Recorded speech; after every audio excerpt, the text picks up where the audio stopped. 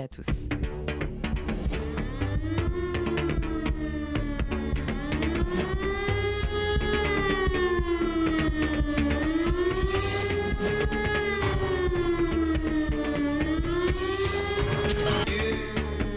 Christophe sur France Maghreb 2.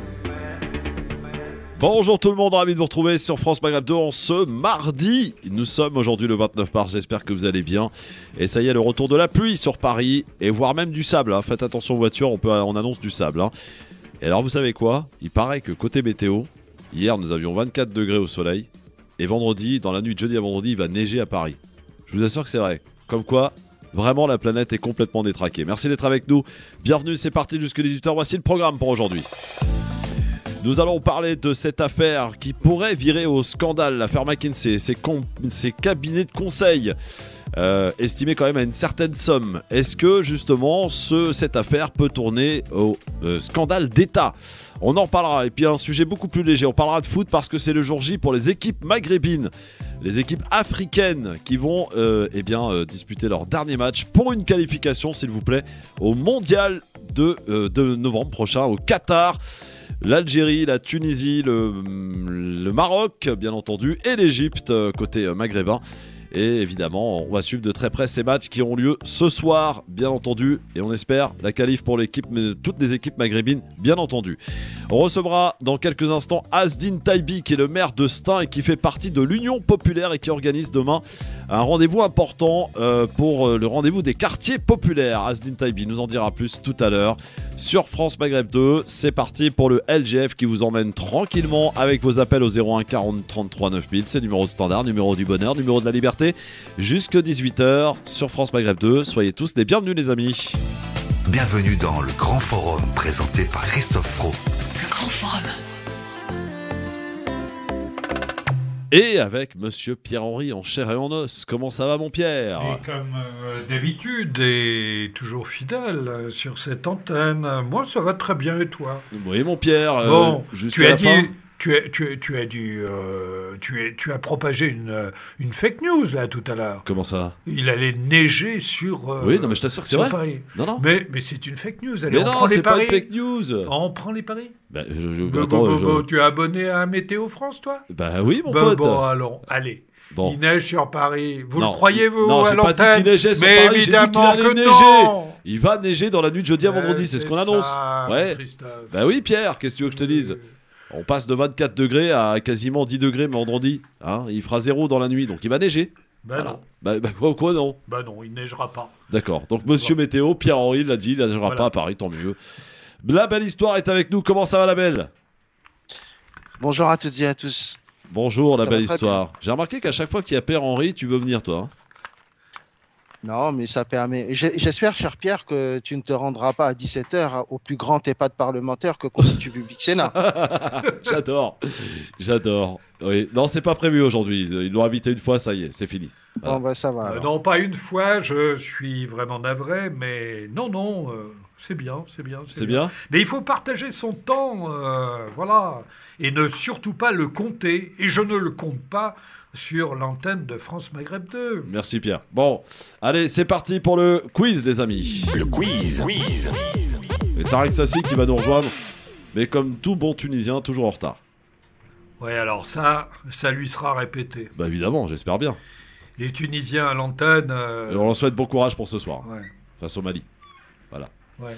Mais salut, on disait du mal de toi, Tarak. Voilà. Ouais, mais il aime bien dire du mal de Bah oui, bah évidemment. Ouais. Comment ça va mon Tarak ? Très mal. Quoi ? Très mal. Bah arrête, toujours ça va mal toi. Bah, il est toujours en colère. C'est pas toi qui a eu Éric Zemmour qui... Oh mais lâche-moi avec Éric Zemmour, on en a ras-le-bol d'Éric Zemmour. Bah, toi t'en as ras-le-bol. Ouais. Nous on en a Assieds-toi. Il faut pas ridiculiser la situation. Oui, bon on en parlera dans un instant. Assieds-toi, il est très énervé là aujourd'hui. Hein. C'est le ramadan dans 4 jours mon frère. Calme-toi, faut être serein, tu sais. Voilà, installe-toi. Comment ça va mon Tarak ? Je viens de te dire, hein, mal. Oui. Mal. Y a pas de quoi, elle est bien. Ah oui ? Tu nous raconteras ça dans un instant, d'accord ? Ok. Allez, c'est parti pour le quiz. Histoire de se mettre bien, par une petite victoire. Pourquoi pas ? On va essayer. Alors, j'en appelle aux auditeurs et aux auditrices avant le commencement de ce quiz, parce que systématiquement, quand je participe à un quiz, Christophe me met 2 points de handicap. C'est pas possible. Ça y est, ça commence. Allez, on y va. Il y a la belle histoire, hein, Tarek qui est avec nous. Tu le vois pas parce qu'il est par Skype. Voilà. Bonjour Tarak. Voilà. Bonjour, la belle histoire, tu vas bien? Moi, il m'a même pas dit bonjour. Si, il t'a dit bonjour, il t'a dit bonjour Pierre. C'est vrai que ça rend sourd hein, au bout d'un moment. Alors on y va. Première question. Qu'est-ce qui a été inauguré à Paris, messieurs, en 1989? Opéra Garnier. Non, L'Opéra Bastille. non. En 1989. Eh bien, c'était l'anniversaire de la Révolution française. J'ai dit 1989. Eh ben, Les colonnes de Burel. Je m'en fous que c'était l'anniversaire, c'est pas ma la question. Bastille. Qu'est-ce qui a été inauguré à la Bastille en 1989? Ah bah, vous êtes trop forts les mecs. Mais attends, c'était- 1989. Qu'est-ce qui a été inauguré à Paris? Qu'est-ce qui a été inauguré à Paris? Le Zénith. Non monsieur. Qu'est-ce qui a... J'en sais rien, moi. Bah oui, bah c'est ça le problème. Hein? Que c'est ça le Ah, problème. il y en a un, il a l'avantage de pouvoir consulter, là, Oui, de donner la réponse. Ouais, bah. Ouais. C'est pas pour Bah, autant il qu'il met faut. il met du temps, hein. 89. Bah, honnêtement, je trouve pas. Ah ouais? Ouais, Bon.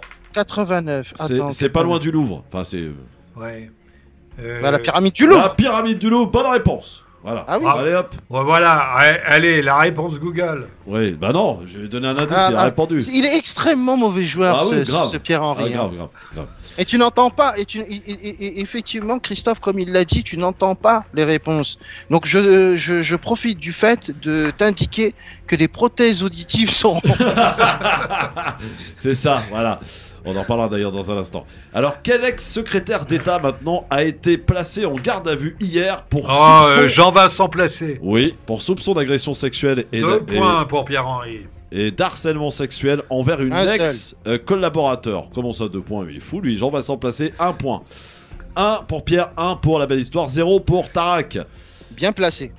À l'issue d'un contrôle antidopage, quel joueur est déclaré positif à la cocaïne en 1991? Maradona. Maradona, bien joué dit mon en Tarak. premier. Je l'ai dit C'est en toi qui premier. l'as eu en premier. Diego Maradona. C'était dans le championnat italien. si je Ah, ne mais m'abuse. Tarak et la cocaïne. Oh là là, ça c'est pas beau ça. Ah, tu sais, ça me fait pas rire du tout. Hein. Ça, c'est en Et dessous tout de la ça, c'est à la ceinture, ça. faute de tes amis de Gaël et Aurore, ça. Ouais. Ah bon, j'ai beaucoup d'amis, tu sais. Ouais. Bon. Allez, 4ème question. Tout le monde est à égalité, c'est parfait. Le gardien de quelle équipe a accueilli chez lui une trentaine de réfugiés ukrainiens? Navas. Navas du Paris Saint-Germain. Bonne réponse. La belle histoire. Il a C'est accueilli... qu'il a une grande demeure. Oui, bah c'est bien moi. Il accueille des réfugiés ukrainiens. Bravo à lui. Qui a été nommé Premier ministre en 1993 en France? Balladur. Balladur. Bonne réponse. Édouard Balladur. Bravo la belle histoire. Qui qu'a dit? Écoutez bien ce que je vais vous dire. Si vous êtes malentendant... Macron. Bah oui, Macron. Alors là, je suis un peu embêté parce que je sais pas à qui le donner le point. Comment ça? Ah, il y a eu quasiment Voilà, égalité. auditeur, auditrice, il recommence. Il recommence. Bon, allez, je te le donne. systématiquement. Allez, je te le Ah donne. bon, Pierre. tu me le donnes pas. Bah, Je l'ai. bon, on en parlera. Je l'ai. La phrase, je vous la redonnerai en détail dans Oui. un instant. On l'écoutera même. Et puis il Quel faudra que tricheur. tu donnes Quel tricheur. l'ensemble de la réponse. Oui, bah, on en parlera dans un instant. Ouais, Dernière question. Oui, Je cherche un comédien, oui. écrivain, animateur de télé et de radio, cuisinier et conseil gastronomique français, mort en 2016. Jean-Pierre Coff. Jean-Pierre Coff. C'est Bravo, de la Tarak. merde. Mais ça ne suffira pas. Victoire d'ailleurs très belle de notre ami La Belle Histoire qui aujourd'hui remporte Non, ce quiz. C'est la victoire de Google. Mais quelle mauvaise foi. Ouais, grave. Bravo en tout cas La Belle Histoire Ouais, une ouais. nouvelle fois. Bravo. À toi. Bravo, Google. Alors, Tarak, Ouais. qu'est-ce qui se passe mon Tarak? Qu'est-ce qui se passe? Oui, raconte-nous là. Qu'est-ce qui se passe? Écoute, quand tu demandes depuis très longtemps la venue des ministres dans nos quartiers et que tu as cet immonde faux sosie de Clovis, mais plus sosie d'Elikaku, qui est Éric Zemmour, cette charogne électorale, et puis l'immonde pervers sexuel Morandini, et j'assume tout ce que je dis, de toute façon il est accusé et il est poursuivi pour ça, et que ces gens-là, en fait, théorisent le lien En fait, entre la le présomption crack... d'innocence existe quand même, hein. Ces gens, mais les deux, un a été condamné pour racisme et l'autre Oui. pour abus de mineurs, voire pédophilie.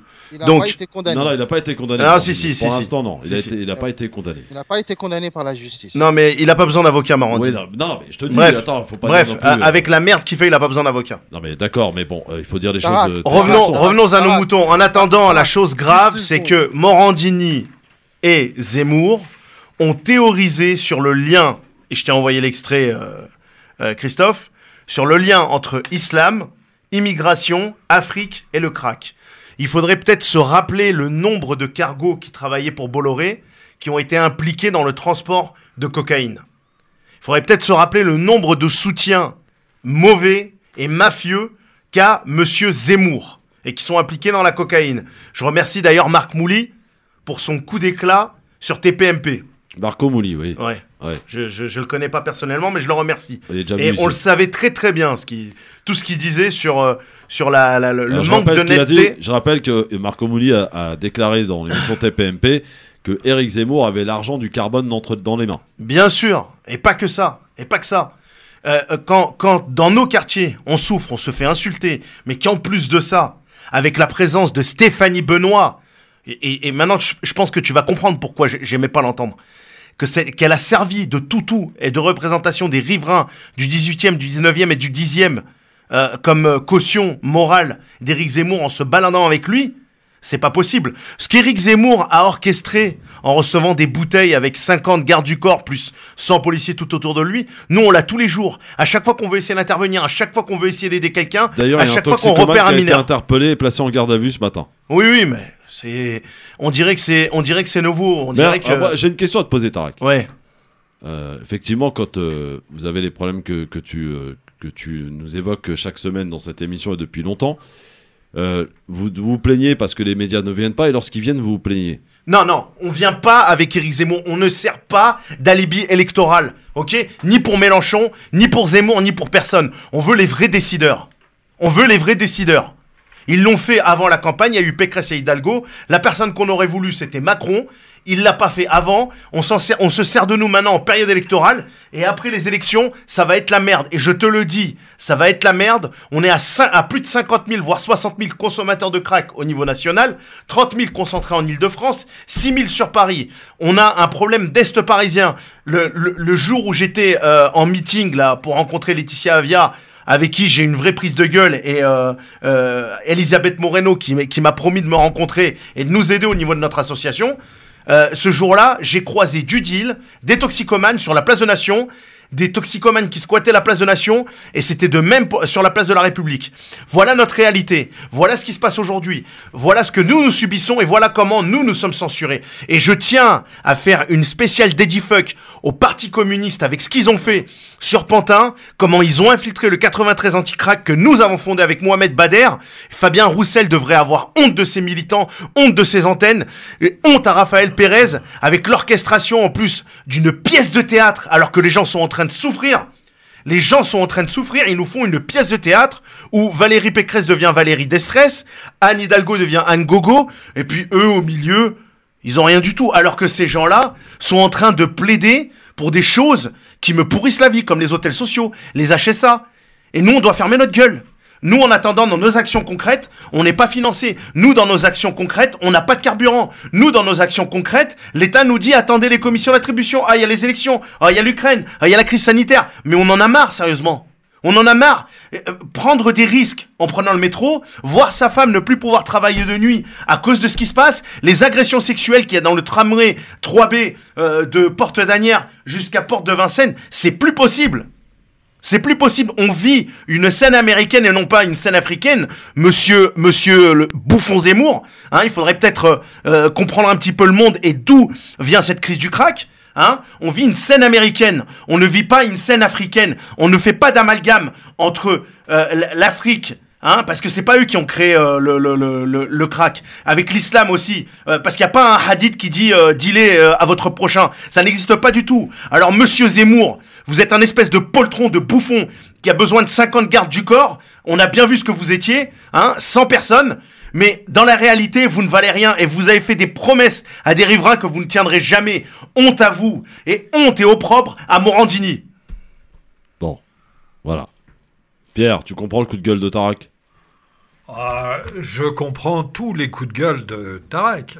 Après, je ne partage pas forcément la manière dont il le dit, dont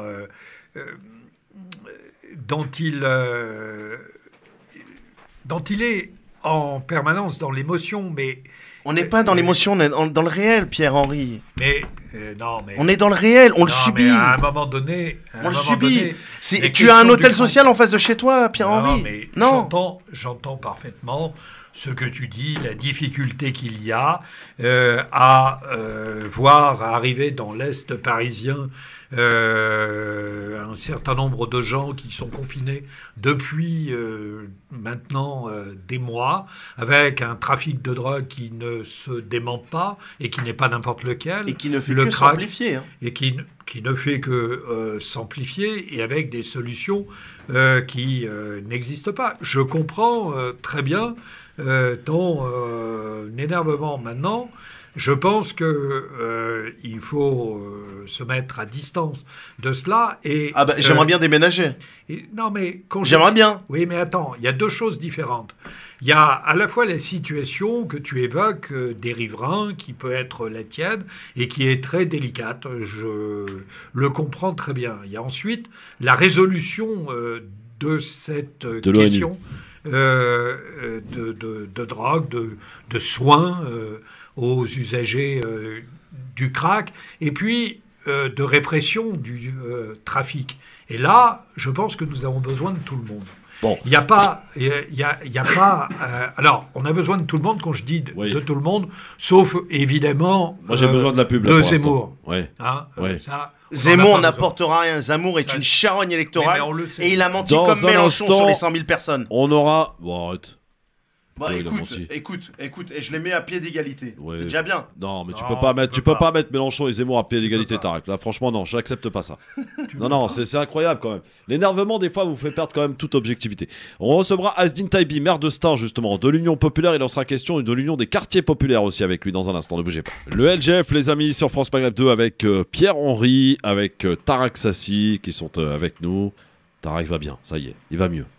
Va mieux, mon Tarek. Non, toujours sur le vif là.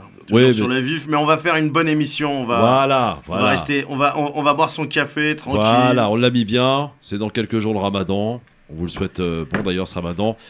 Et puis ce soir, on espère que le Maghreb va sourire, que le Maghreb va faire la fête ce soir avec le foot. Et le foot est l'opium du peuple, hein, mon Pierre-Henri. Tu le sais très bien. Et ça peut donner de la joie en tout cas au peuple maghrébin. Avec la Tunisie, le Maroc, l'Algérie, l'Égypte ce soir qui peuvent se qualifier. On en parlera d'ailleurs tout à l'heure. C'est le jour J, c'est le dernier match pour aller au Qatar, pour participer à la Coupe du Monde qui aura lieu au mois de novembre. C'est extraordinaire. Voilà, on en parlera tout à l'heure. Pour l'heure, c'est le zapping avant d'accueillir Asdin Taibi, maire de Stein, qui va nous parler. Il fait partie d'ailleurs de l'Union Populaire, vous savez, le petit truc qui a été lancé par l'équipe de la France Insoumise. Et il est on est à la veille donc d'un grand rendez-vous pour les quartiers populaires qui ont du mal à voter, qui ont du mal à se déplacer. L'objectif, c'est de les faire déplacer, évidemment. Le zapping. Avant que nous parlions d'un scandale d'État à venir au travers de l'affaire McKinsey. Alors, Anne Hidalgo, qui renvoie tout le monde dos à dos dans cette élection. Elle n'a plus rien à perdre, Anne Hidalgo. Écoutez. À côté des NE, il y a les projets de la droite de Pécresse et de Macron. Ah oui, alors qui a copié l'autre? Je pense que ce n'est pas très important, d'ailleurs, qu'ils aillent se disputer leurs droits d'auteur. Ah, je pense qu'elle devrait se reconvertir en comique, Anne Hidalgo, Pierre-Henri. Qu'est-ce que t'en penses? Non, j'en pense rien. Je pense qu'il est dramatique que pour la démocratie d'ailleurs, que le Parti socialiste soit à 2% aujourd'hui. Ouais. Voilà ce que j'en pense. Après, les saillies des uns et des autres, des unes et des autres, sont peu intéressantes. Et cette campagne est quand même d'une très grande médiocrité. Oui, ça, on est d'accord. Hein. À qui la faute? Au candidat? au président sortant? Non, je pense aussi aux médias qui ont joué un rôle très, très particulier, et puis à une fragmentation de la représentation politique. En réalité, aujourd'hui, et puis peut-être aussi aux citoyens qui sont devenus des consommateurs avant des consommateurs d'idées comme ils sont des consommateurs d'autres choses. Donc voilà, on a une espèce de supérette d'idées très souvent dans cette campagne, mais la plupart des partis politiques ont oublié de travailler. Donc le temps, l'humilité, la formation, ça ne s'invente pas et ça ne s'improvise pas d'être candidat à la présidence de la République. Tarak? Moi, j'inviterais en fait Anne Hidalgo à ne pas comparer les programmes, mais à plus exposer ses idées et surtout sur les idées qui font le fondement de la gauche. Parce qu'il y a une crise sociale en continu et je pense que c'est plus sur ça qu'on doit attendre Anne Hidalgo que de comparer ce que fait Pécresse ou Macron et puis de dire un tel est plus à droite que l'autre. On s'en fout aujourd'hui. Ce qu'on a besoin, en fait, c'est d'action et de solutions. Ouais. Effectivement, d'action et de solutions. Très bien. 01 40 33 9000, évidemment. On sent quand même que ça va mal pour quelques candidats. À l'image donc de Anne Hidalgo, on en parlait, Pierre. Mais aussi de Yannick Jadot, que j'ai reçu d'ailleurs vendredi dernier, et qui a fait son meeting au Zénith de Paris ce dimanche. J'étais assez consterné, Pierre, de voir que les médias ont déroulé le tapis rouge pour Zemmour, avec pas moins de 3 chaînes d'infos qui auront transmis le meeting de Zemmour, place du Trocadéro, ce dimanche. Il y avait d'autres meetings, il y avait Fabien Roussel, il y avait Yannick Jadot, il y avait Jean-Luc Mélenchon qui était à Marseille. Voilà. Ben oui, mais le plus disruptif, comme on dit, celui qui va provoquer le plus de buzz et de polémique, c'était Zemmour. Zemmour. Et ça a marché d'ailleurs. Et donc, c'est un choix que nous impose un certain nombre de chaînes d'opinion, et pas simplement d'ailleurs de chaînes d'opinion, depuis maintenant le mois de septembre dernier. Et voilà. Et donc, je ne cesse de répéter cela depuis des mois. Et c'est un choix éditorial. Et là, nous sommes manifestement devant.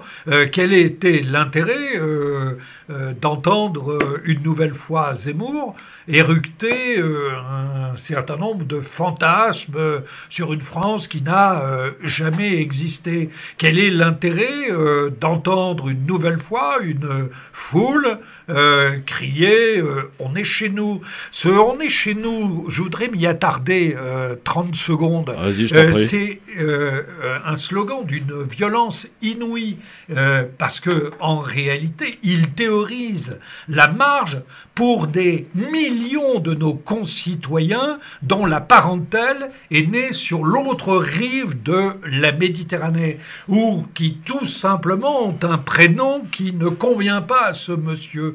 Le « on est chez nous », c'est nourrit un imaginaire qui est un imaginaire de discrimination. Et derrière, on sait bien que ces discriminations-là, elles sont à la base même de la rupture de confiance entre un certain nombre de nos concitoyens et les institutions. Alors, je dis que oui, un certain nombre de chaînes ont quand même des responsabilités énormes dans ce qui se passe aujourd'hui dans le pays et dans la fragmentation que l'on peut observer. Moi j'applaudis, je dis bravo à Pierre-Henry. Et tu sais très bien, Christophe, que j'aime le pugilat verbal avec Pierre-Henry, mais malheureusement, j'ai dit quelque chose, il était à peu près d'accord avec moi. Là maintenant, il dit quelque chose, sur lesquels je suis 100% d'accord avec lui. Il y a une ligne idéologique aujourd'hui qui est zémourienne, que ce soit sur LCI, sur BFM TV et sur CNews. On a l'impression qu'aujourd'hui, il n'y a que ça qui fait le buzz, que cette ligne éditoriale ne doit pas, bien sûr, être perturbée par des actes citoyens ou des actes faits par des gens issus de l'immigration, et qu'il faut constamment alimenter ce sentiment zémourien. Qui... Alors, on va quitter Zemmour si vous voulez bien, hein, ça ne fera pas de mal d'ailleurs, pour accueillir mon invité, Asdine Taibi, maire de Stein. Comment ça va, mon Asdine ? Oui, très bien, et toi, tu vas bien, ça va? Écoute, ravi de t'avoir à nouveau sur France Maghreb 2. Je suis en direct, c'est ça? T'es en direct, mon Asdine. Alors, pour nous parler d'un rendez-vous important, on le sait évidemment, quelques candidats, et notamment Jean-Luc Mélenchon, ont besoin des quartiers populaires pour pouvoir espérer faire quelque chose dans cette élection. Et vous organisez donc un rendez-vous important demain, Asdine. Ouais, tout à fait. Alors, si je peux me permettre, Christophe, est-ce que je peux rectifier quelque chose? Bah vas-y, je t'en prie, t'es chez toi. Dans ce que tu viens de dire, si je peux me permettre. Hein, vas-y, vas-y. Tu connais ma franchise. Jean-Luc Mélenchon n'a pas besoin des quartiers populaires. Ah bah c'est lui-même qui l'a dit, hein, c'est pas moi, hein, c'est lui-même qui l'a dit. Il a dit sans les quartiers, je suis mort. Je voudrais inverser la phrase. Les quartiers populaires et les habitants des quartiers populaires ont besoin de Jean-Luc Mélenchon et ont besoin, en tous les cas, de toute la démarche initiée par l'Union populaire, par le Parlement de l'Union populaire et par tous les militants. Je pense que si tu veux, c'est quelque chose de réciproque, tu vois. Bien évidemment, bien sûr, tu as raison quand tu dis Jean-Luc a besoin des quartiers populaires. C'est lui-même qui l'a dit, Asdine. Tout comme nous, les quartiers populaires, on a vraiment besoin d'envoyer un signal très très fort pour que Jean-Luc Mélenchon puisse accéder au second tour. Et comme je le disais dimanche dernier à Marseille, je sens que la victoire est à portée de main, malgré un contexte très très très très dur. Hein.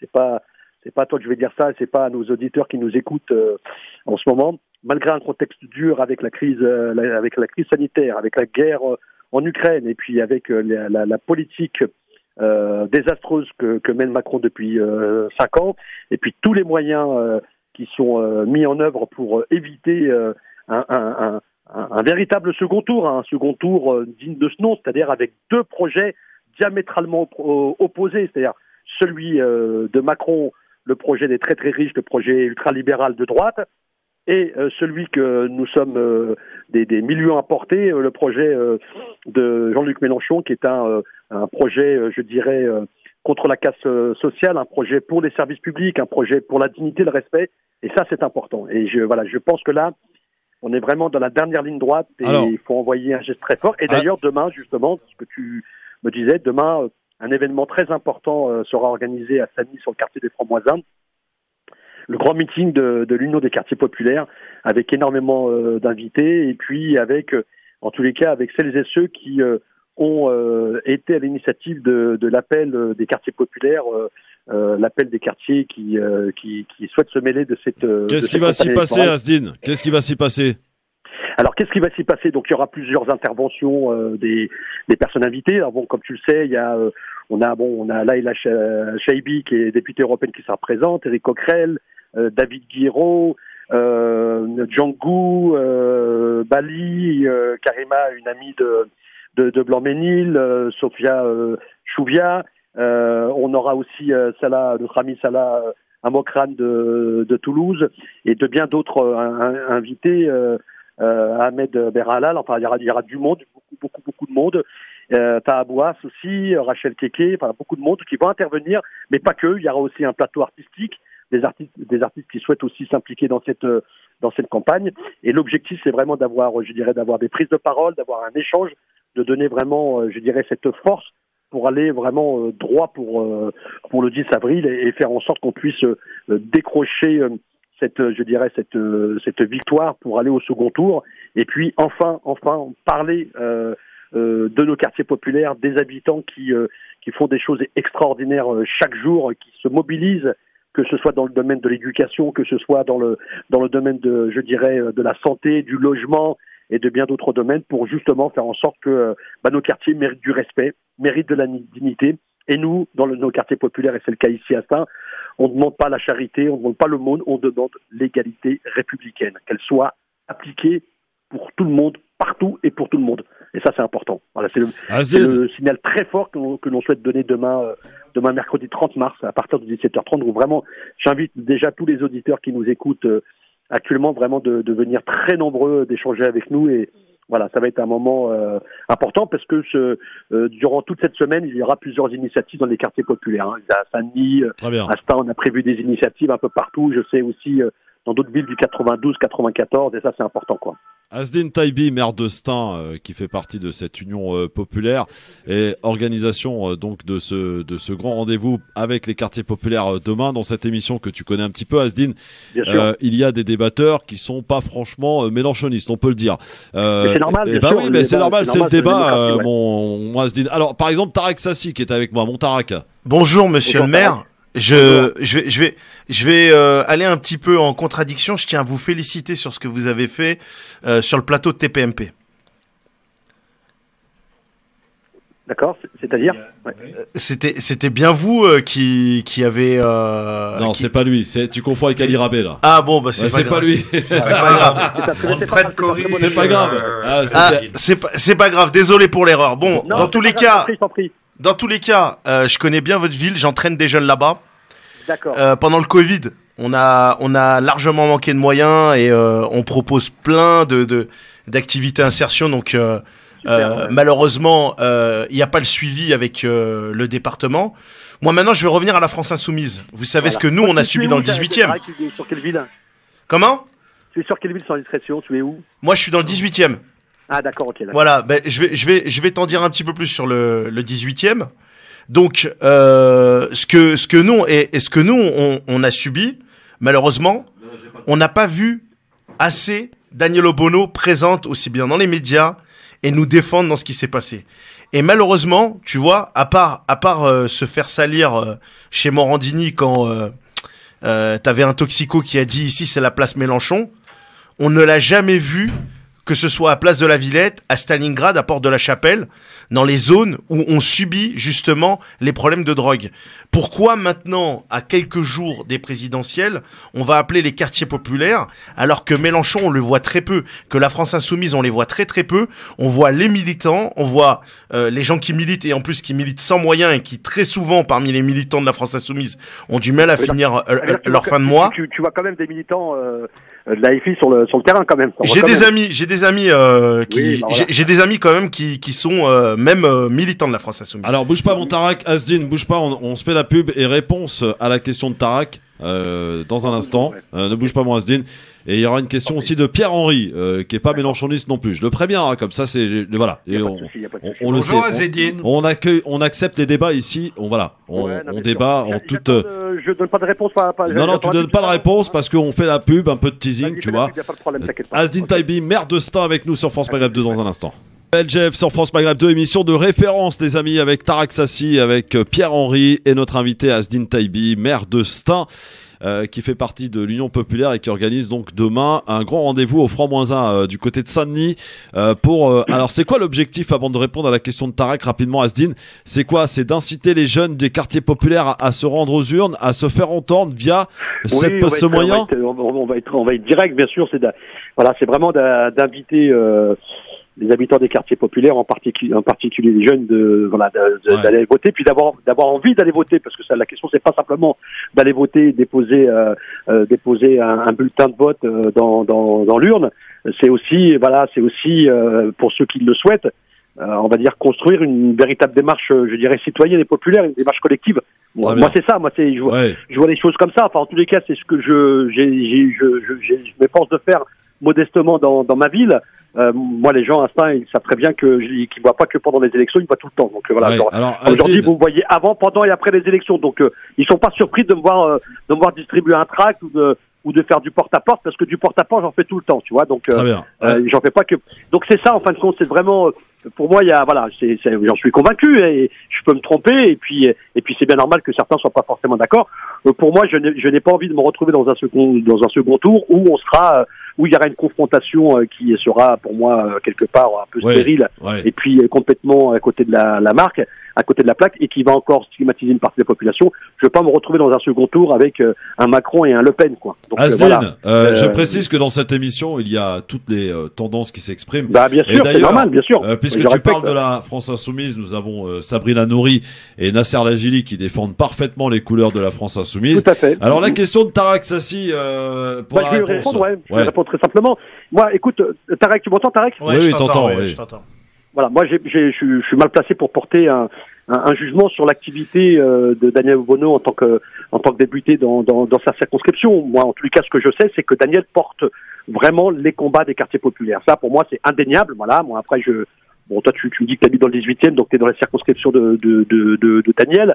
Certainement que tu as eu l'occasion de la rencontrer, d'en discuter avec elle. Mais en tous les cas, je le dis, et puis elle s'en est pris plein dans la gueule il y a encore quelques temps avec des propos honteusement racistes de valeurs actuelles. Voilà, elle fait partie aussi pour moi des personnes qui portent vraiment le combat de la dignité, de l'égalité dans les quartiers populaires, que ce soit dans Paris ou que ce soit en Seine-Saint-Denis, etc.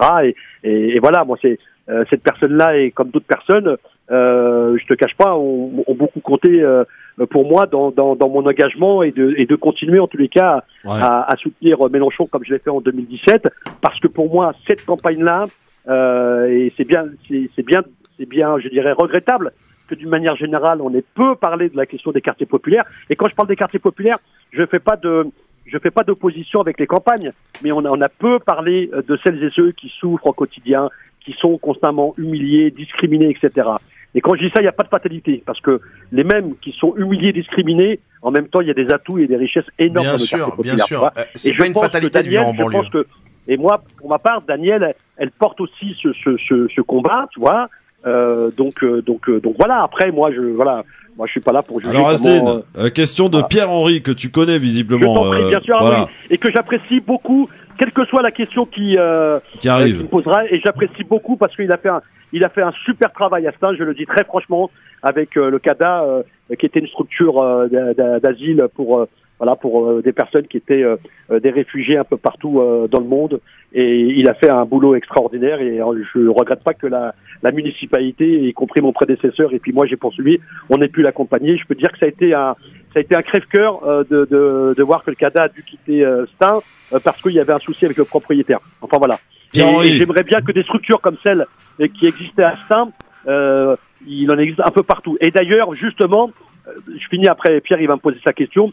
Justement, moi j'ai fait en sorte, ici à Stein, depuis que je suis maire, d'avoir tout fait pour installer une structure d'accompagnement des familles roms avec le projet du MENU. C'est un projet qui est aussi porté par l'association des enfants du Canal, et on fait un super projet justement pour redonner de la dignité et redonner de l'égalité pour toutes les personnes qui sont qui souffrent, qui sont dans la galère, quoi. Alors justement, Pierre-Henri va te poser sa question dans un instant. J'ai encore de la pub, je suis désolé. On se retrouve dans un instant, mon cher Asdine Taibi, avec nous en direct sur France Maghreb 2, maire de Stein.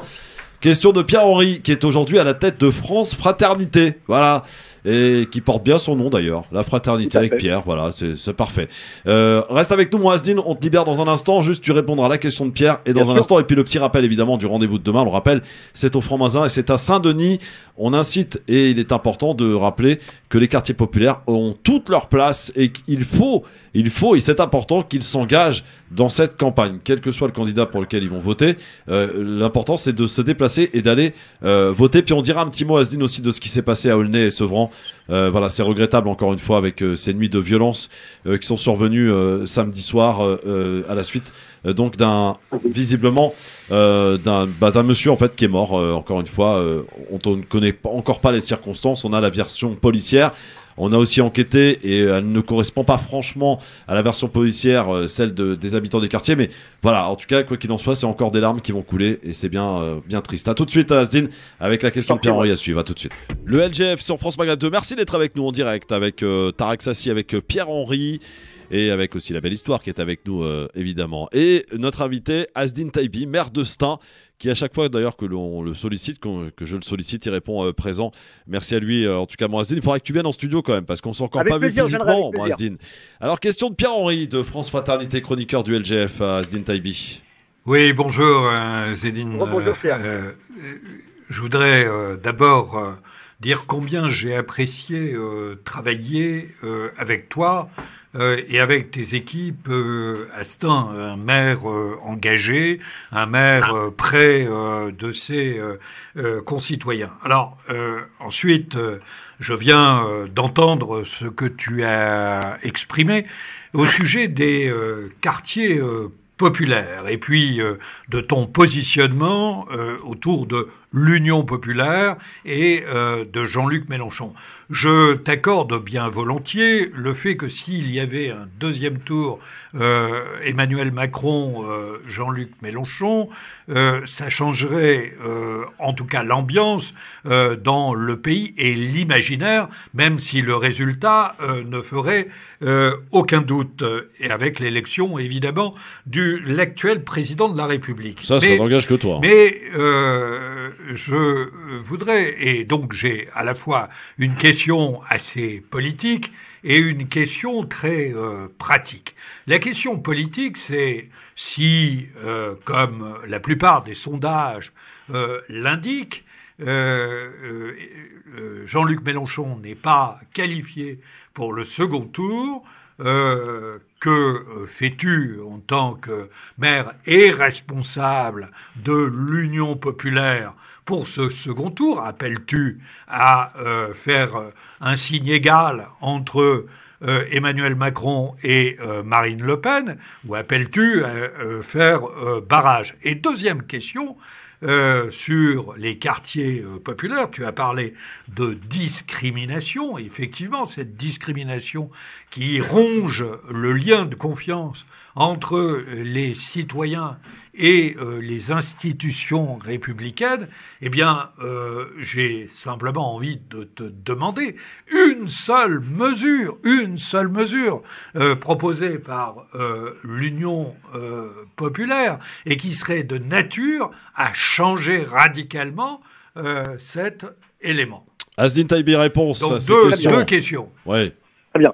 Deux questions. Bon, sur ta première question, pour moi, les choses sont claires. Bon, déjà, si on se retrouve, et ce que je ne souhaite pas, mais quand on voit l'État, malheureusement, l'État politique actuellement et depuis 5 ans, même au-delà depuis 5 ans, l'État et l'ambiance politique qui règne dans ce pays, à la fois dans l'ambiance, je dirais, dans les propos et dans le fait que de plus en plus de personnes et de responsables politiques se lâchent totalement sur les questions liées à l'exclusion, sur les stigmatisations, etc. Et puis l'autre sujet sur la question sociale. Si d'aventure il y avait au second tour un Macron et Le Pen au second tour, déjà Macron porte déjà la responsabilité très forte d'avoir créé malheureusement une partie des conditions pour que l'extrême droite soit une nouvelle fois au second tour. C'est un échec total. Maintenant, moi je suis très clair. Voilà, je suis très clair. Moi j'appellerais à faire barrage à l'extrême droite. C'est clair, j'appellerais à faire barrage à l'extrême droite. Merci de cette position responsable. Ma position, elle est très claire. Je ne donne pas un blanc-seing à Macron, loin de là. Mais pour moi, je ferai barrage à l'extrême droite parce que même si depuis quelque temps, avec l'arrivée de Zemmour, Marine Le Pen essaie de faire en sorte que son discours soit à la fois un discours un peu social, à direction des classes populaires, et puis un discours en même temps très ferme sur la notion, je dirais, du patriotisme de la France. Pour moi, c'est donc très clair. Donc tu appellerais à faire barrage. Je ferai barrage. Mais comme l'a dit Jean-Luc Mélenchon, Asdine, on peut faire barrage au Front National dès le premier tour. Oui, mais non, pas dès le premier tour. Moi, je parle. Non, mais moi, je te dis qu'on peut faire barrage dès le premier tour. La réponse d'Ezedine est très claire, Christophe. On peut peut-être passer à la deuxième question. Oui, la deuxième question maintenant sur la question. Oui, je t'embête, je sais bien. Oui, mais attends, c'est mon émission en fait. Oui, mais je le sais bien. La deuxième question, oui. Et puis des inégalités dans le programme de l'Union populaire de l'avenir en commun, il y a énormément de propositions. Mais oui, mais il les a pas lues, Pierre, c'est normal. Mais j'en veux une seule. Oui, je vais t'en donner au moins une. La première proposition, d'une manière générale, c'est de remettre au cœur de nos quartiers publics de nos quartiers populaires, plus de services publics. Oui, c'est de mettre le paquet, y compris sur la c'est concret, il a raison. Sur l'emploi, sur les discriminations. C'est de faire en sorte que aucune personne, parce qu'elle est originaire d'un quartier populaire de la Seine-Saint-Denis, Et parce comment que on la fait, personne Azedine serait originaire autre, c'est de faire en sorte de lutter contre les discriminations Comment et on qu'il n'y ait fait plus, je dirais, ça pour moi c'est important, qu'il n'y ait plus de, je dirais, parce que malheureusement des contrôles aux faciès, il en existe encore. Des contrôles, enfin, des CV qui sont, je dirais, renvoyés par... Ouais, mais comment on fait concrètement, Asdine? Comment on Voilà, fait Parce que moi, concrètement? j'ai des propositions. Parce que ça, c'est le Je constat, peux mais nourrir, après... Non, les le débat. propositions concrètes, c'est de faire en sorte que nos institutions portent au sein même, je dirais, des institutions, une véritable politique contre toute forme de discrimination. Oui, mais Pour moi, comment c'est on fait important. C'est pas le cas, malheureusement. Ce n'est pas le cas, que ce soit au niveau de l'emploi, que ce soit au niveau, je dirais, au niveau de la santé, que ce soit au niveau du logement. Il y a des situations de discrimination qui sont tellement fortes et que l'on subit au quotidien que ce n'est pas acceptable. Donc, je pense je qu'il y a, soutiens tout ce qu'il il y a dit. des mesures Oui, mais on très fait comment concrètes. Il y a des mesures très concrètes Mais je vais pour faire en t'indiquer sorte après, que moi. l'État Christophe. se porte garant pour Et faire la en prochaine sorte fois, que je me présente. n'importe quel citoyen, et qu'il soit français ou qu'il soit, je dirais, qu'il soit d'origine étrangère et qui vit en France, puisse ne pas être discriminé sur n'importe quel sujet. Emploi, formation, insertion, Ouais. logement, etc. Ouais. Et ça, dans le programme de l'Union populaire et dans le programme Avenir en commun, il y a des propositions très claires, très concrètes, qui peuvent, en tous les cas, nous permettre de franchir un Bon. pas très fort. C'est mon avis. Oui, Il a Pierre. raison sur les quartiers populaires. Hein.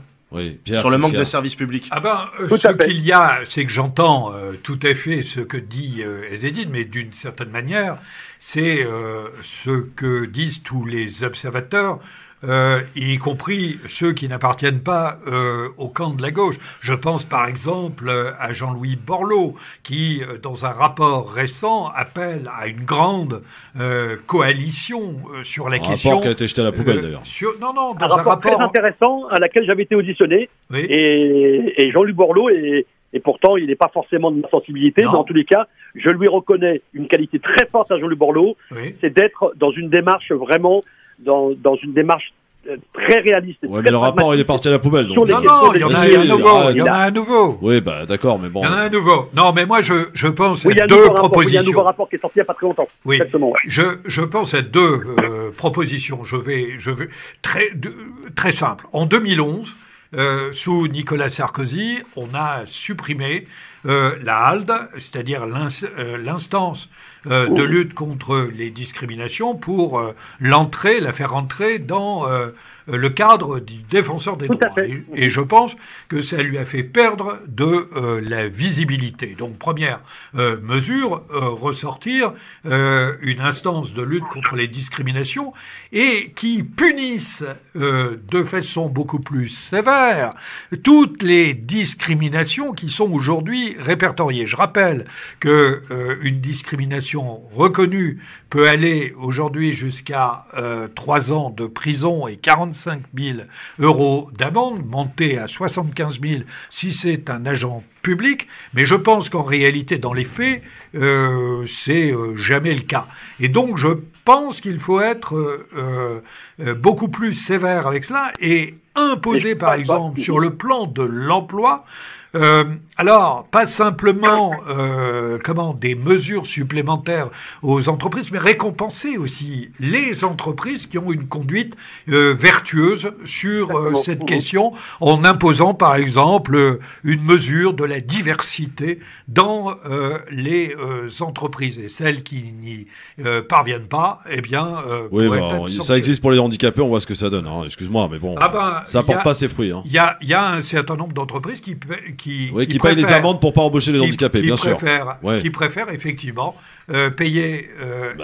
payer plutôt que d'embaucher. Mais c'est pas Eh elle bien, les fautives, hein. Je te le dis tout de Quoi suite, c'est pas elle les fautives, c'est pas les entreprises les Mais fautives. bien sûr que si. Mais non, Mais c'est bien la- sûr mais que non, si. mais là tu connais pas ce sujet. Mais C'est la je lenteur. le connais par cœur. Non, c'est la Je te lenteur rappelle- administrative, Je Pierre. te rappelle que Pierre. j'ai été Mais- aussi patron d'une boîte de 1300 personnes Oui. et que ces questions, j'ai eu Oui, à moi les je te donne traiter. une réponse concrète, Oui. moi, Oui, Pierre, oui, sur les oui. personnes handicapées.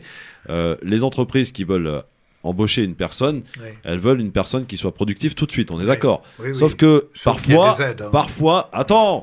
parfois il faut ce qu'on appelle l'adaptation d'un Oui, poste. bien Et sûr. c'est là où ça pose un énorme problème.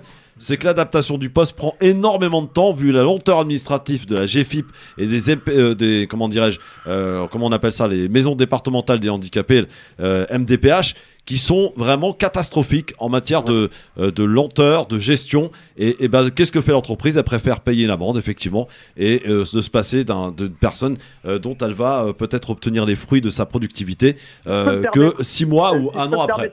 Oui, Asdine. Par rapport à ce que dit Pierre et dont je partage, par exemple, moi j'ai eu l'occasion de travailler avec la HALD à l'époque. Et d'ailleurs, on avait la chance d'avoir un Stanois qui était juriste et avocat et qui travaillait pour la HALD. Il nous a beaucoup aidé. Alors en même temps, le travail qui est mené en ce moment par la défenseur de droit est quand même assez remarquable. Moi, je pense qu'il peut y avoir, et quand je dis ça, cette proposition-là, elle n'est pas forcément dans le programme d'Avenir en commun, mais ça peut être une proposition qui me paraît concrète. On peut, à l'échelle nationale, comme moi je viens de le faire ici à Stein, créer un observatoire national sur les sujets de discrimination. Et ce que tu disais, Pierre, très justement, qui permettrait ce qu'a fait la HALD, mais ça peut aller dans la continuité de la HALD, c'est-à-dire systématiquement être un lieu d'alerte dès qu'il y a une discrimination, un rappel à l'ordre, un rappel à la loi, etc. Parce que souvent, il y a des rappels à la loi, mais derrière, il n'y a pas de sanction. Et d'arriver à la sanction, tout à fait. Moi, j'ai mis en place ici à Stein un observatoire stanois des discriminations où on va réunir à la fois des habitants, des associations, des collectifs, des experts entre guillemets, etc. pour justement un peu répertorier toutes les formes de discrimination qui existent, des discriminations à l'emploi, des discriminations au logement, des discriminations, je dirais, à l'école, etc. Et ça permet d'être dans une démarche de vigilance, de proposition, et puis, à un moment donné, de sanctions quand, en effet, une entreprise ou une institution met en place tout un processus de discrimination ou d'injustice. Et moi, je pense que c'est important de le faire, mais de le faire de manière très concrète. Et en effet, la HALD avait un peu cette vocation, mais en même temps, malheureusement, la HALD a été déplumée au fur et à mesure parce que c'était pratiquement une coquille vide parce qu'il n'y avait plus de moyens financiers. Ils ont dégagé tout le monde. Pierre-Henri a toute sa place dans l'Union populaire, en fait, Pierre, j'ai envie de te dire. Moi, je suis pour les grandes coalitions sur un certain nombre de thèmes. Voilà. Ouais. Bon, Asdine, on rappelle, demain c'est à Saint-Denis, c'est au Franc-Moisin, donc cette initiative de l'Union populaire. Merci beaucoup, moi, Asdine Taibi. Merci, à très vite. Un grand plaisir de m'avoir invité, et puis au plaisir de revoir Tarek, et puis de revoir Pierre. Merci avec un grand beaucoup. plaisir. Il faut que tu te déplaces à Paris, c'est pas loin de ça, mon Asdine. On t'attend au studio, d'accord? Et puis merci à France Maghreb pour l'invitation, c'est super. Merci Christophe. Merci mon Asdine, maire de Stein, Asdine Taibi, qui fait un super boulot, vraiment. J'aime beaucoup ce monsieur. Voilà, merci beaucoup Asdine, à très bientôt sur France Maghreb 2. Ça y est, je t'ai trouvé une place, mon Pierre. Ça y est. Je n'en cherche pas. Ah bon? Non. Ben si, tu vas terminer, je te le dis, à l'Union populaire. Non, je te le dis. Je pense, tu vois, je suis porte-parole du mouvement pluriel. Oui, au pluriel, sein de la majorité présidentielle. Je vais mettre au singulier, moi, à l'Union populaire, tu vois, ça va être vite fait. Alors, Emmanuel Macron, qui a été auditionné, qui a été questionné par rapport justement à ce qu'on a pu entendre lors du meeting de Éric Zemmour, c'était dimanche au Trocadéro. Éric Zemmour et son équipe revendiquent 100 000 personnes. On a pu entendre à un moment Macron assassin. Lui dit qu'il n'a pas entendu. Bon alors là, franchement, c'est un peu fort de café quand même. Voici comment a répondu Emmanuel Macron à Éric Zemmour. Écoutez. Il y a deux hypothèses. La première, c'est l'indignité. C'est plutôt celle qui me semble la plus crédible. Mais ça n'est pas une surprise. La deuxième, c'est la méconnaissance d'une réforme très importante du quinquennat. C'est le 100% santé. Et maintenant, les prothèses auditives, les lunettes et les prothèses dentaires sont remboursées par la sécurité sociale. J'avoue quand même que c'est pas mal. C'est pas mal, la réponse de Macron à Éric Zemmour. Et Éric Zemmour, justement, qui a été interrogé hier sur Europe 1 concernant cette réponse de Macron. Comment se défend-il de ce Macron assassin? Écoutez. Pierre aussi, des gens qui ont crié Macron assassin, ça vous a été reproché. Oui, qu'est-ce que vous savez, comprenez, vous condamnez ces propos, vous comprenez que vos sympathisants qui ont crié ces mots? Les journalistes ont le don, et je l'ai été longtemps, les journalistes ont le don de prendre un épiphénomène pour en faire un événement national. Pardonnez-moi, mademoiselle, pardonnez-moi. L'événement du meeting du Trocadéro, ce n'est pas quelques personnes qui crient Macron assassin. L'événement du Trocadéro, c'est 100 000 personnes qui viennent pour le plus grand meeting de la campagne présidentielle et qui écoutent un discours sur la France, la grandeur de la France. Madame Mabrouk a raison sur l'assimilation. Donc ce n'est pas l'essentiel. L'essentiel, c'est sa question. Donc vous ne voulez pas répondre à ma question? Non, je ne veux pas répondre à votre question. J'ai beaucoup répondu à cette question et je trouve que c'est anecdotique. Voilà. Donc je préfère répondre sur le fond parce que je n'ai pas énormément de temps. Anecdotique, dit Zemmour. Voilà. Tarak, qu'est-ce que tu penses? Macron assassin, évidemment, c'est moi, pour moi, je vais être, je suis pas quelqu'un. On le sait très bien et on a eu des débats houleux là-dessus avec Pierre-Henry.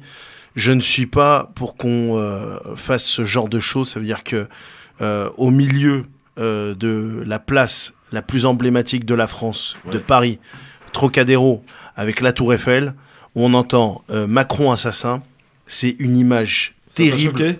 C'est grave, c'est extrêmement grave. C'est une image terrible qu'on donne du pays. C'est une image terrible que les gens qui aimeraient justement encore plus casser la France auprès de l'opinion publique, l'extrême droite internationale va s'en servir. C'est extrêmement grave ce qui s'est passé. Et Zemmour, comme je le dis et je le répète, est une charogne électorale qui ne veut contenter que des personnes qui sont faibles et malheureusement, je ne peux pas employer le terme frustré parce que la frustration est noble, mais complexée, je dirais plutôt, sur en fait une situation que subit le pays pour des personnes auxquelles elles ont voté. Ils n'ont pas compris en fait que certes, il a une petite taille, mais ce type est une grande banane électorale. Alors lui, il ne dit va rien arranger. Il n'a pas entendu, Pierre. C'est un mensonge. Écoutez, quand même, écoutez bien. Franchement, rapprochez-vous de votre radio. On a capté le son. Voilà, écoutez, il est quand même sur scène. Devant lui, il y a le public. Et voici ce qu'on entend. C'est quand même, je veux dire, on l'entend bien, Pierre, non? Mais évidemment, mais ça dure 11 secondes, mais... Et il dit rien, hein. Il ne parle pas pendant ces 11 secondes. Oui, mais il n'y a pas que cela. Tout le meeting a été scandaleux par les saillies de ce candidat. Évidemment, il y a ce Macron assassin qui est complètement ahurissant et il n'a pas l'étoffe d'un candidat à la présidence de la République pour intimer l'ordre à la foule de se taire. Mais il y a autre chose. Il y a le « on est chez nous » dont j'ai parlé tout à l'heure. Et puis, il y a y compris cette espèce d'amalgame qui a engendré une réponse de l'ambassade du Sénégal en France. Absolument. Où il explique que tous les que le trafic de crack, c'est le fait des Sénégalais. Des Sénégalais. Comme si tous les Sénégalais... Enfin, vraiment, bon, voilà. Mais, encore une fois, Zemmour ne sera pas qualifié pour le second tour. On est d'accord. Mais ce qu'il a fait... Il terminera même en moins de 10. Mais ce qu'il a fait, c'est tout simplement de rendre acceptable Marine Le Pen, qui est la sœur siamoise de Éric Zemmour. Il l'a rendu sympathique. Oui, ne l'est pas. Oui, non, mais d'accord, il l'a rendu sympathique. Elle a le même programme que Éric Zemmour, simplement elle a un peu plus d'expérience de bouteille, elle en est à sa 3e campagne, elle a aussi, il faut le dire, travaillé, mais son programme est un programme d'extrême droite et auquel il faut faire barrage. Alors, il faut qu'on avance. C'était l'émission au tableau dimanche soir où des candidats étaient questionnés par les enfants. Et visiblement, Yannick Jadot a un problème avec la géographie. Écoutez. Eh bien, moi je dirais que là, c'est la capitale de l'Estonie. Et là, c'est la capitale de la Lituanie.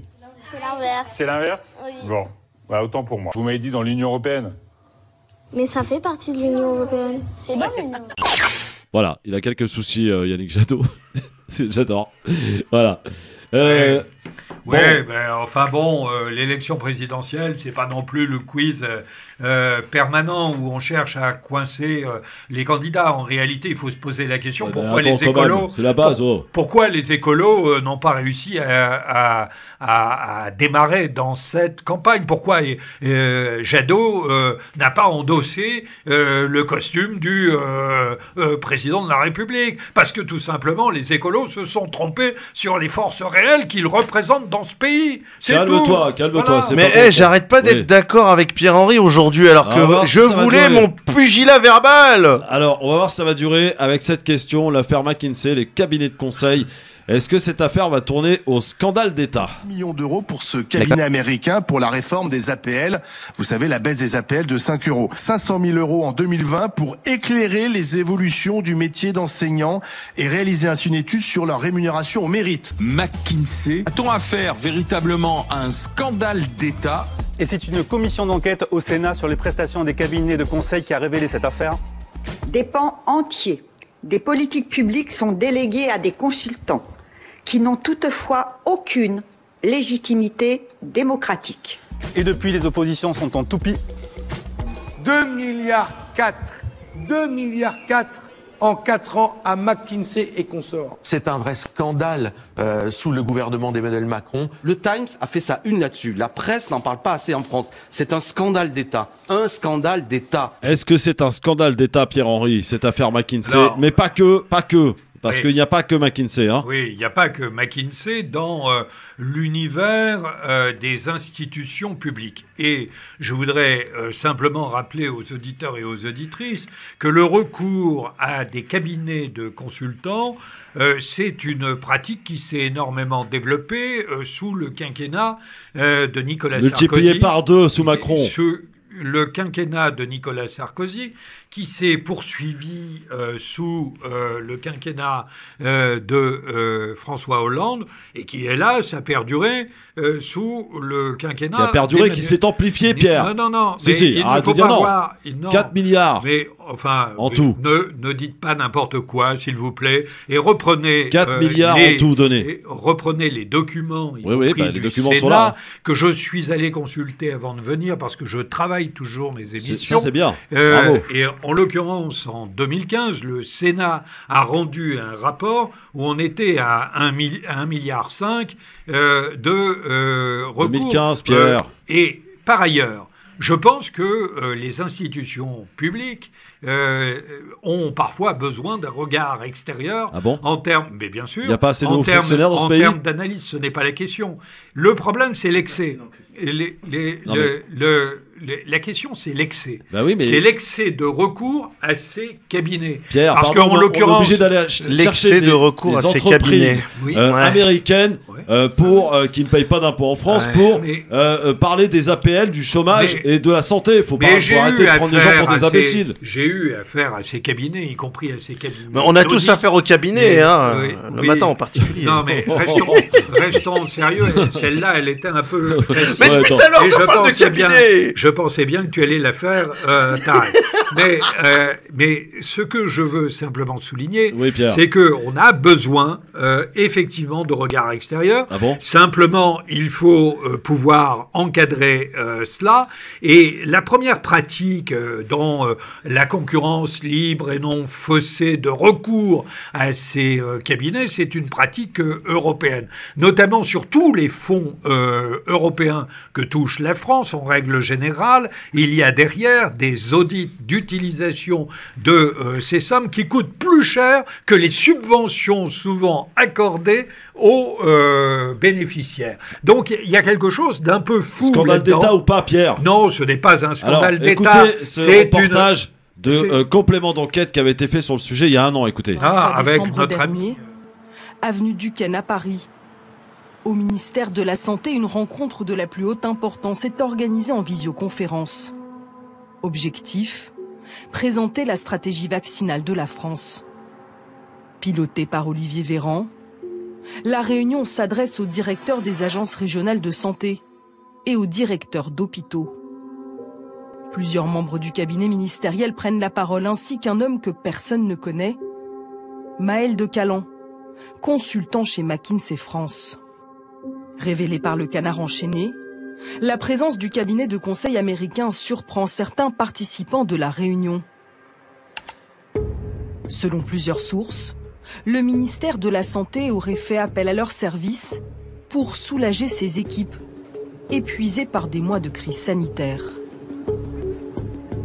Appelé le géant américain en renfort pour aider à vacciner les Français, à l'Assemblée nationale, les élus d'opposition crient au scandale. McKinsey n'aurait rien à faire là.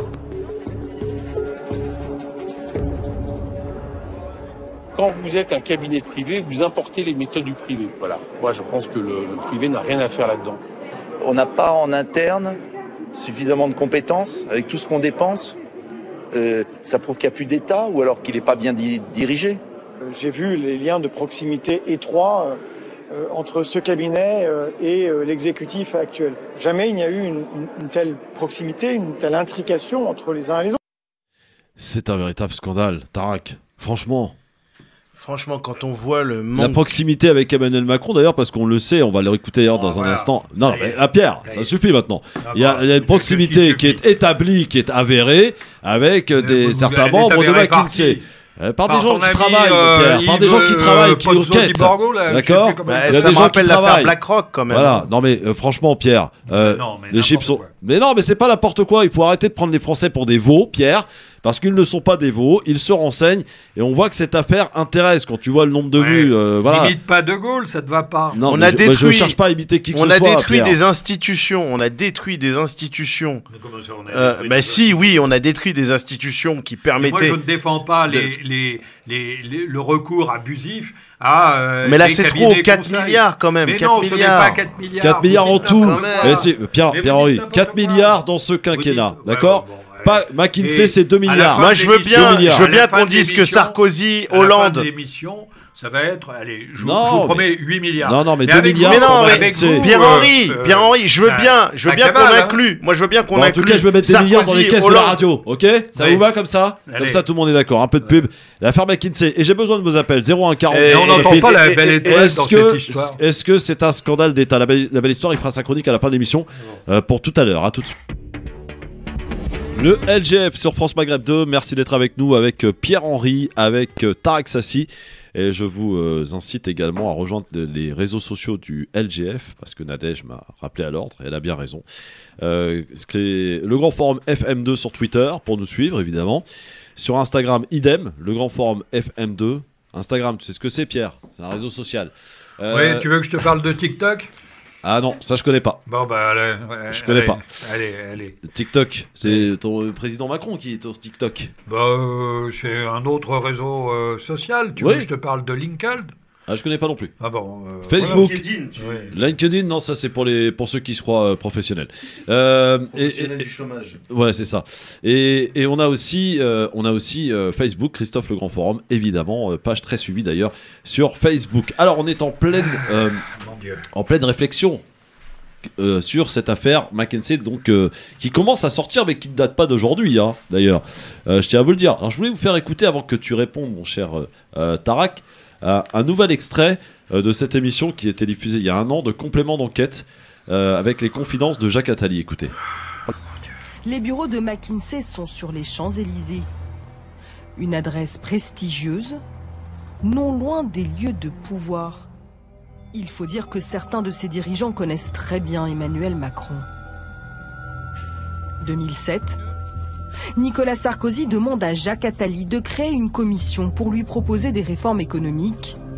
Il a accepté de revenir sur l'épisode. J'avais volontairement pris les patrons des grands cabinets de consulting français, qui étaient Accenture, McKinsey, Capgemini, dans ma commission pour pouvoir avoir leurs compétences. Mais j'ai utilisé leurs compétences à côté de compétences publiques, qui ont d'ailleurs tous travaillé à ce moment-là bénévolement. Emmanuel Macron est là aussi, comme rapporteur général adjoint. Rapidement, il impressionne les consultants de McKinsey, avec qui il garde contact. 8 ans plus tard, Emmanuel Macron annonce sa candidature à l'élection présidentielle. En coulisses, une dizaine de consultants de McKinsey se mettent à sa disposition, bénévolement. Dans ces échanges de mails révélés dans les Macron Leaks, on découvre des messages entre l'équipe de campagne d'Emmanuel Macron et Karim Tadjeddine, envoyés depuis sa boîte mail professionnelle. quand Emmanuel Macron est en piste pour l'élection présidentielle, plusieurs associés, donc les partenaires qui sont au plus haut niveau dans le cabinet, mais aussi des consultants plus bas dans la hiérarchie s'impliquent dans sa campagne, vont jusqu'à regarder des devis pour faire des sites internet, pour faire une plateforme de financement collaboratif pour sa campagne. Enfin, en tout cas, s'investissent dans sa campagne. Nous avons sollicité McKinsey sur cette proximité avec le président de la République. Voici leur réponse. Conformément à nos règles internes, nous n'acceptons aucune mission pour des mouvements ou partis politiques. Nos collaborateurs sont libres de prendre part, à titre personnel, à des activités politiques et civiques. Voilà le lien qui est fait avec le président de la République. Tarek Sassi, scandale d'État ou pas ? Pour moi, en fait, ça dépasse quand on entend, en fait, ça dépasse le quinquennat de Macron. Et c'est significatif, en fait, pour moi, d'une casse de ces institutions qui devraient faire le travail de ces cabinets privés qui surtaxent, et on va trop loin dans la privatisation, tellement loin aujourd'hui que c'est des groupes privés qui peuvent assurer la sécurité de certains endroits du métro parisien ou des trains, ou encore de parties de la ville. Et je veux dire, ces cabinets, ces spécialistes, ces hauts fonctionnaires normalement qui devraient faire ce travail à la place de ce cabinet Kingsley, c'est aujourd'hui, c'est ces cabinets. Et puis un jour, on aura un autre concurrent. Et puis un jour, Attali va nous suggérer une autre personne. Et à chaque fois, bien sûr, voilà, il va falloir faire selon le papa Attali. Voilà. Et moi, je trouve que c'est scandaleux parce que il y a des associations qui sont sur le terrain. Encore une fois, ces associations qui sont sur le terrain, qui prennent la place aussi de fonctionnaires qui étaient engagés sur des missions d'État. Eux, ils manquent de moyens. Et de l'autre côté, on entend cabinet Kingsley, ceci, cela, pour des sommes mais astronomiques. C'est 4 milliards quand même. C'est un budget énorme. On aurait pu arranger scandale d'État ou pas, Tarek ? Pour moi, oui, c'est un scandale. Pour moi, oui, c'est un scandale, mais ça dépasse le quinquennat de Macron. Ouais. Alors, justement, Emmanuel Macron qui a été interrogé sur ce scandale, nous l'a fait un petit peu, vous vous souvenez de l'affaire Benalla qui viennent me chercher. C'est un peu dans ce genre-là, écoutez sa réponse. Que quiconque a la preuve qu'il y a une manipulation mette le contrat en cause au pénal. Alors, sur le non-paiement de l'impôt sur les sociétés. Non mais là, il faut être très clair, parce qu'on a l'impression qu'il y a des combines. C'est faux. Il y a des règles de marché public. La France est un pays de droit. S'il y a des preuves de manipulation, que ça aille au pénal. Voilà, en clair, qui viennent me chercher, quoi. Hein, c'est la réponse donc d'Emmanuel Macron, le président de la République. On va faire un petit tour du côté du Standard pour avoir un petit peu le retour des auditeurs sur France Maghreb 2 sur cette affaire. Est-ce ou pas un scandale d'État ? Est-ce que cette affaire McKinsey ? Mais on rappelle qu'il n'y a pas que McKinsey. Voilà, il y a d'autres cabinets de conseil auxquels on a fait appel durant ce quinquennat, et d'autres aussi, les prédécesseurs comme Hollande et Sarkozy ont fait la même, sauf que là, a priori, et d'après les chiffres, on aurait un peu abusé davantage. Est-ce que ça peut tourner à un scandale d'État ? On a un auditeur dont j'ai perdu le prénom, pardon. Oui, bonjour, c'est Anis. Bonjour Anis, bienvenue Anis. Alors, est-ce qu'on peut parler d'un scandale d'État autour de cette affaire des cabinets de conseil ? Mais écoutez, ça va de soi, et je pense que ce n'est pas le seul scandale d'État, et j'ai vraiment l'impression que nous arrivons à une fin de régime. Je pense que le système va bientôt s'effondrer. Et je suis vraiment surpris de voir que votre invité, Monsieur Henry, qui est toujours dans un discours droit de l'homiste, il ne veuille pas proposer qu'il y ait davantage de fonctionnaires qui soient au service du public, au lieu de favoriser systématiquement ces boîtes privées. J'aime beaucoup qu'on prête des propos que je n'ai pas tenus, mais ça c'est votre responsabilité. Qui vous a dit que je n'étais pas pour qu'il y ait plus de fonctionnaires dans les quartiers Encore un mot, j'en aurais terminé s'il vous plaît, parce que vous êtes constamment dans ce discours faussement droit de l'homiste qui commence vraiment faussement droit de l'homiste, d'accord. Je voudrais bien savoir d'où vous parlez, vous. Si vous le permettez, monsieur, parce que... Et d'où parlez-vous, cher monsieur ? Laissez s'exprimer. Non, mais parce que... Laisse-le s'exprimer. Mais bien entendu, je vais le laisser s'exprimer.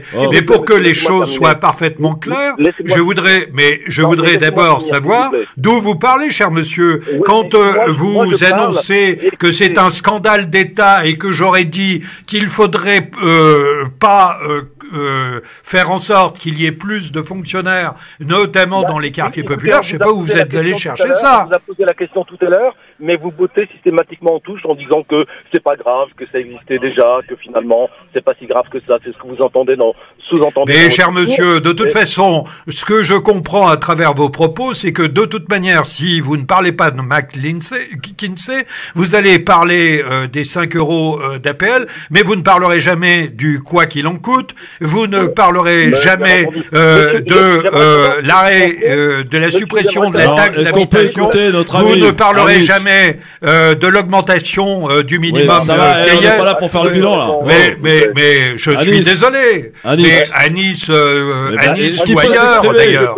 À Nice ou ailleurs. Ouais, ça va, Pierre. J'aimerais poser une question simple à ce monsieur. J'aimerais savoir ce qu'il pense de la proximité qu'il y a entre le président, par exemple, du Conseil constitutionnel et son fils, qui est un des directeurs de McKinsey. Ça y est. Plus exactement, ça y est. Principalement dans le pôle les complotistes sont de sortie. Voilà. Les complotistes sont de sortie. Vous sortez vraiment toutes les bêtises que vous ramassez sur les réseaux sociaux, vous. Hein. Écoutez, est-ce que c'est un fait ce que je viens de dire, monsieur Henry? Oui, c'est un fait. Oui, absolument. Non, est-ce que c'est un fait FAIT? Un fait? Ben non, je vous dis que c'est un fait. Ah bah écoutez, voilà. Vous faites la différence. Il n'y a pas de proximité entre le président du Conseil constitutionnel et un de ses fils qui est au pôle distribution de McKinsey. Ça n'existe pas, ce que je dis. Je ne sais pas pourquoi vous arrivez sur Fabius. Et puis vous devriez poursuivre parce que je vous vois arriver gros comme une maison. Qu'est-ce que vous suggérez? Qu'est-ce que vous suggérez là, Anis? Vous êtes vraiment de mauvaise foi. Mais non, ouais, bien sûr. Bien sûr. Non, mais attendez, ne me prenez pas pour un perdreau de l'année. J'aime bien. Le perdreau. Voilà. Je ne sais pas ce qui est la vérité, mais je sais ce qui est exact. Ouais. Vous ne savez pas la vérité, mais vous savez ce qui est exact. Anis, termine. Oui, est-ce que ce que je dis là est exact? Bah, pas pour Pierre-Henri, visiblement.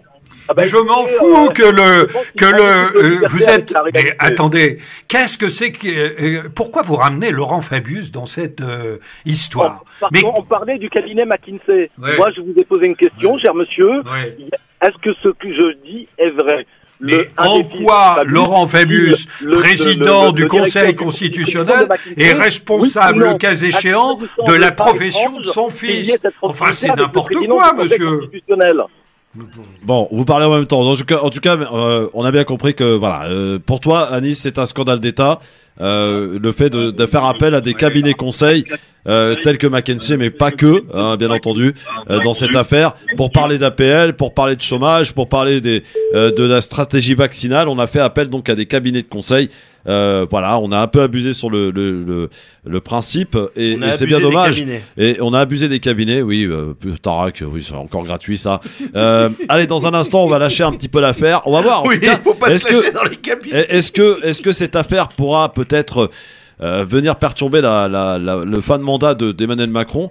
On va voir ce que va faire la presse avec ça, parce que voilà, c'est un scandale. Il y a des chiffres, voilà. Et on a vu d'ailleurs un excellent débat, que je vous invite à revoir parce qu'il était très très bon ce débat. Pour une fois, on s'écoutait et c'était très instructif entre Adrien Quatennens et Olivier Véran, qui était tout blanc. Il n'arrivait plus à parler, Mskin. C'était chaud quand même. Adrien Quatennens a quand même sorti des chiffres. Voilà, donc c'était samedi soir chez Ruquier.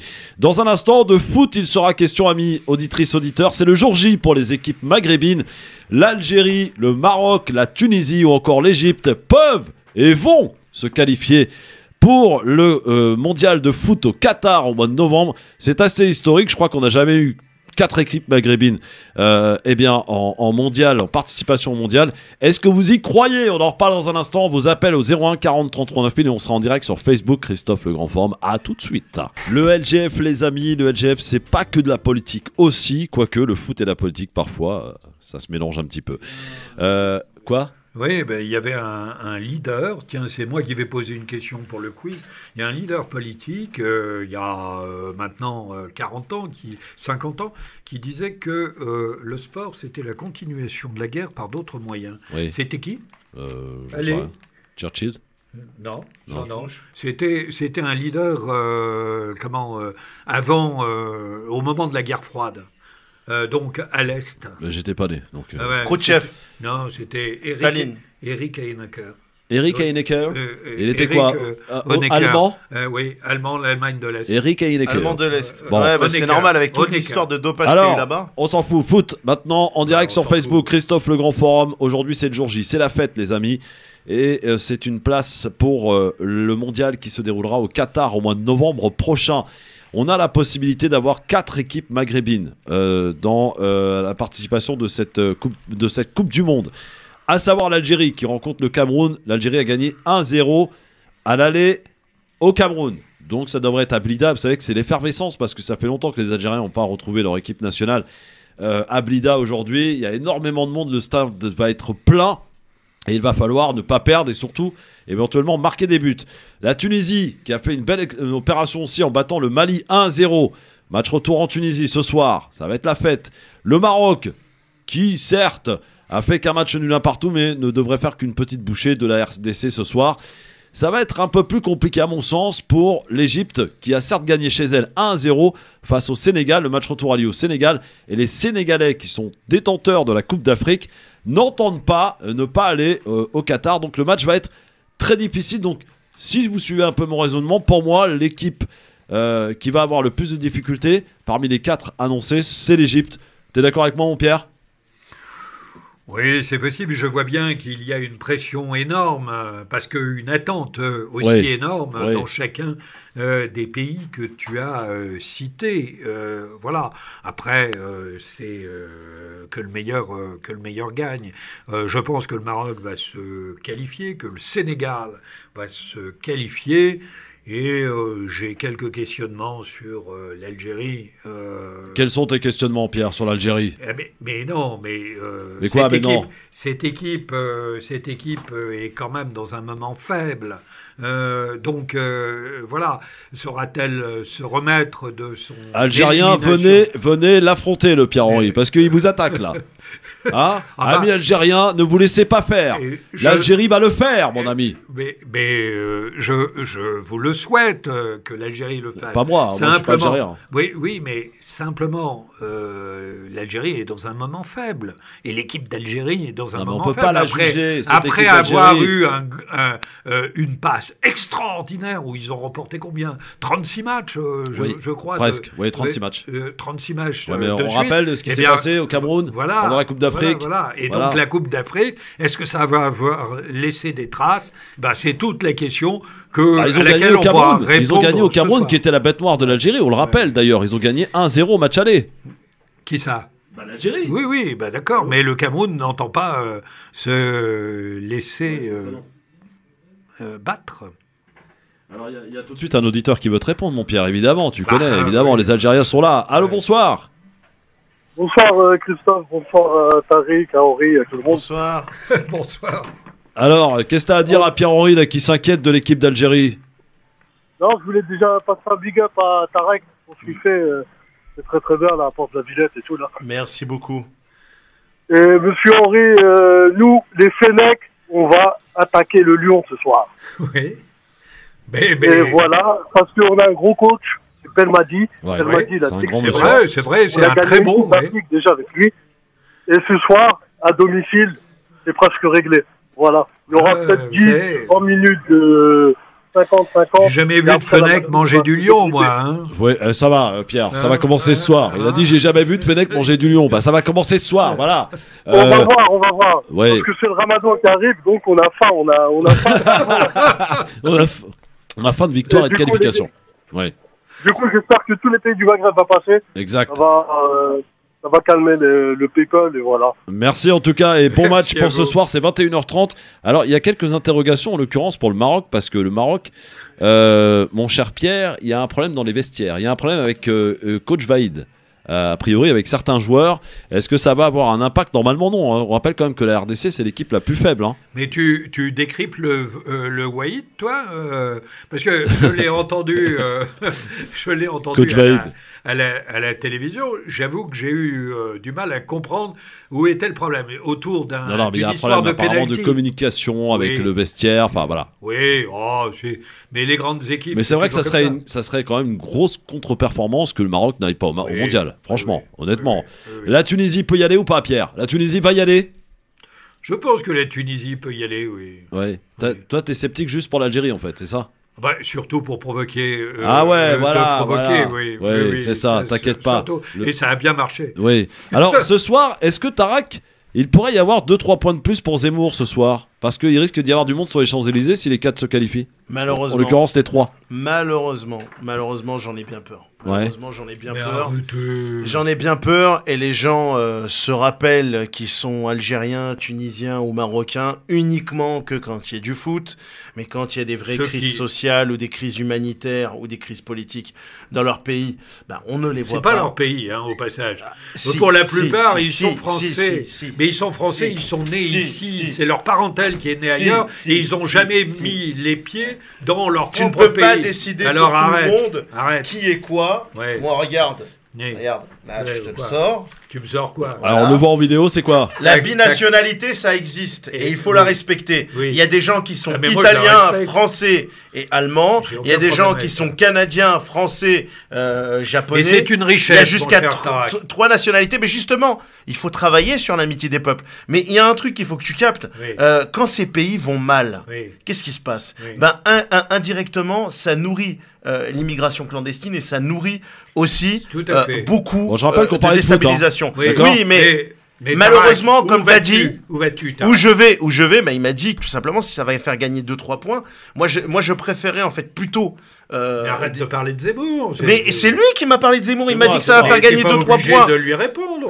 non, moi je préfère parce qu'il sait très bien que je déteste le foot. Il sait que je déteste le foot. Tu détestes le foot. Pour moi, en fait, tu prends l'ensemble. Pour les sports populaires, toi. Franchement, c'est pas un sport populaire, c'est un sport milliardaire. Non, c'est un sport populaire. C'est un sport milliardaire. Il y aura du monde sur les Champs-Élysées ce soir. Ça va être la fête. Mais de toute façon, dès qu'il y a un match à fort enjeu... et c'est un enjeu. Oui, eh bien, on voit les drapeaux des différents pays. Ça te choque pas, t'es content? Mais moi, rien ne me choque à partir du moment où on respecte les gens, les biens, et qu'on ne se livre pas à des violences. Incivilités, des casses. Voilà, exactement. Tout le monde fait la fête, dans la bienveillance. Voilà. Tout va bien. Hein. Bon, super. Merci à vous, en tout cas. Dans un instant, la belle histoire. Je pense à lui, la belle histoire, Mam. Ce soir, j'espère que le Sénégal va le faire. Franchement, je suis du côté des Sénégalais. Tu sais que j'ai un problème avec l'Égypte, moi. J'aime pas trop l'Égypte. Ouais, il est sénégalais là, Mam. Et dans un instant, il va justement nous faire la synthèse de l'émission et ça fait bien plaisir de l'avoir avec nous. La chronique s'appelle comment, la belle histoire? La gifle de la voyance. La gifle de la voyance. Réponse dans un instant, à tout de suite. Merci d'être avec nous en direct sur votre radio avec Pierre-Henri, Tarak Sassi. Vous avez écouté pour peut-être, j'espère, beaucoup l'émission. Eh bien, pour ceux qui l'ont loupé et pour ceux qui l'ont écouté, la version à la sauce La Belle Histoire pour sa chronique de fin d'émission. Je sais que vous l'aimez beaucoup et vous avez raison. La chronique s'appelle La gifle de la voyance. La Belle Histoire, c'est à toi de jouer. La gifle de la voyance.